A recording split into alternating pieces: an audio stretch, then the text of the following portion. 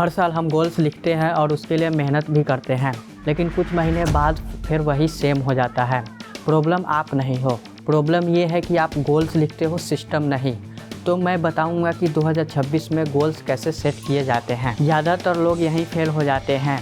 वो गोल्स लिख लेते हैं, मोटिवेशनल वीडियोस देख लेते हैं, स्टेटस तक लगा देते हैं, लेकिन उनको ये क्लियरिटी नहीं होता है कि वो गोल्स को पाने के लिए डेली क्या करना है। वो सिस्टम नहीं लिखते हैं। तो अब सलूशन पे आते हैं। सलूशन 1, सिर्फ एक पेज पे गोल लिखो। जितना ज़्यादा पेज होगा उतना ज़्यादा ही कन्फ्यूज़न होगा। तो सिर्फ एक पेज उठाओ, उस पे अपने जो प्रायोरिटी है, जैसे कि आप अगर अंडर वेट हो, वेट गेन करना होगा, या आप कोई स्किल सीखना चाहते हो अर्निंग के लिए, तो आप कोई स्किल्स लिख सकते हो। या कोई अगर आपका एग्ज़ाम है तो एग्ज़ाम में भी गोल होंगे, तो वो अपना प्रायोरिटी के हिसाब से गोल लिख लो।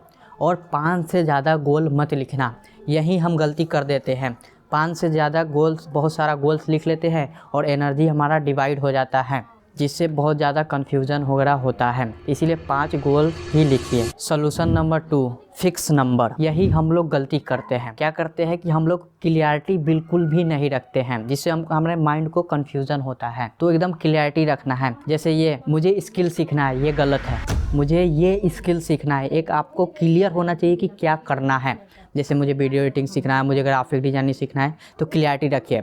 जैसे मुझे पैसे कमाने हैं, ये गलत है। मुझे कितने पैसे कमाने हैं, जैसे मुझे 1 लाख रुपए कमाने हैं, तो ये क्लियरिटी होना चाहिए। जितना क्लियरिटी होगा उतना ही माइंड को कन्फ्यूज़न नहीं होगा। Solution number 3, daily action list. ये सबसे इम्पोर्टेंट पॉइंट है। यानी कि अपने गोल्स को अचीव करने के लिए आप आज क्या करोगे, इनफैक्ट 1 घंटे में क्या करोगे, ये सबसे इम्पोर्टेंट पॉइंट है। आप गोल्स लिख लिए, लेकिन उसे पाने के लिए आप क्या करोगे।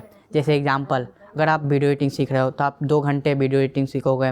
जैसे आपको अगर एक्सरसाइज करना है तो 1 घंटा एक्सरसाइज करोगे। आपको पढ़ाई करना है तो कितने घंटे करना है, ये क्लियरिटी होना चाहिए। 2-3 बात नोट कर लीजिए। सबसे पहले हमें टाइम के हिसाब से टू डू लिस्ट नहीं बनाना है। जैसे कि मॉर्निंग में बना दिए, जिससे होता है कि अगर आप बना लेते हो, अगर वो काम नहीं होता है तो आप फिर डिमोटिवेट हो जाते हो। उसे प्रायोरिटी के हिसाब से रखना है। जैसे कोई भी अगर सबसे हाई प्रायोरिटी है तो उसे सबसे ऊपर रखना है, जो लो प्रायोरिटी है वो सबसे नीचे, उसके बाद फिर नीचे रखना है।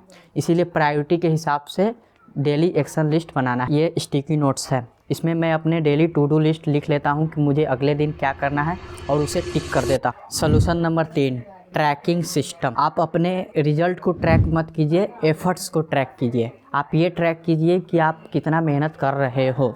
जैसे आपको एक चार्ट बना लेना है, यानी बॉक्स बना लेना है इतना बड़ा। उसके बाद उस पर जब वो काम हो जाए तो उसे टिक कर देना है। तो ऐसे आपको ट्रैक कर सकते हो कि आपने कितना एफर्ट किए हैं। और इसी तरह आप पूरा एफर्ट ट्रैक करते करते आपको क्लियरिटी होती रहेगी। Solution number 5, mindset. जी हाँ, पूरा गेम माइंडसेट का ही है। जब तक आपका माइंडसेट क्लियर नहीं होगा, आपका कुछ नहीं हो सकता है। आप मोटिवेशन में नहीं, डिसिप्लिन में रहिए।